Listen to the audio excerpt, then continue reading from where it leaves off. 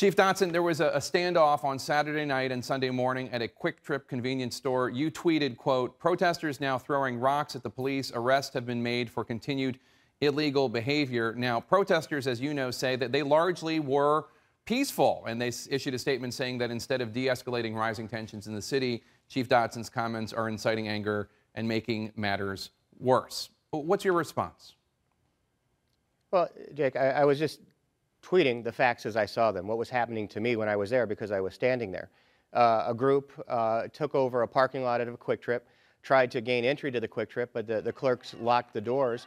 And then a group of, I would say, about 50 sat down and blocked the entrances to the door and interlocked their arms. And clearly, they were there for some act of direct action or civil disobedience. Do you see the protests unfolding over the last few days as largely peaceful? How would you characterize them? I think they are. I say that because we had a tremendous march in downtown St. Louis on Saturday. A couple of thousand people marching down the street, held a rally in one of our plazas downtown. Exactly what we as law enforcement do, protect people's rights to have their First Amendment heard. That's what happened. But I think there are a group of people that are taking advantage of the stage and the platform that's been created here in Ferguson and in St. Louis to push their own agendas and their messages. Now, some of the police at these protests in St. Louis were wearing protective gear. And I know you know that it is somewhat controversial. Obviously, officers want to be protected. But when there were protests in Ferguson and police in what seemed to be militarized positions to many observers were wearing riot gear, some were aiming guns. Do you think it adds to the tension to have police wearing the special gear, covering their faces for what's largely been a peaceful protest? How do you make that decision? Well, let's start with Saturday when we had events in the city of St. Louis. People marched down the street. Our officers were in their everyday uniforms. Officers were on bike patrol, riding their bikes. So let's go back to the Shaw neighborhood and that Quick Trip.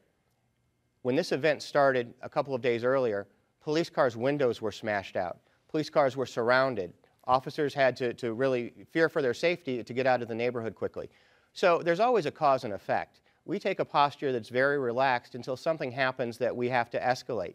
I would always like to de-escalate a situation, but when protesters are smashing out the windows of police cars while officers are in them, I have to protect the officers.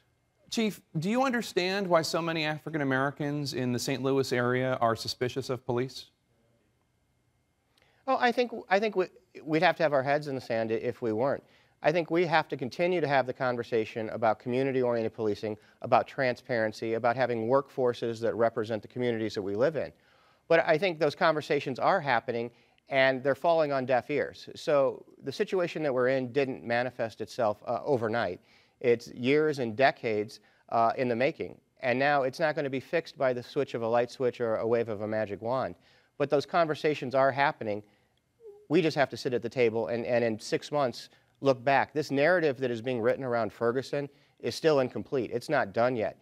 And we're at a really important point where we can either make Ferguson a negative or turn it into a positive that really shapes the future of law enforcement and community relations for generations to come.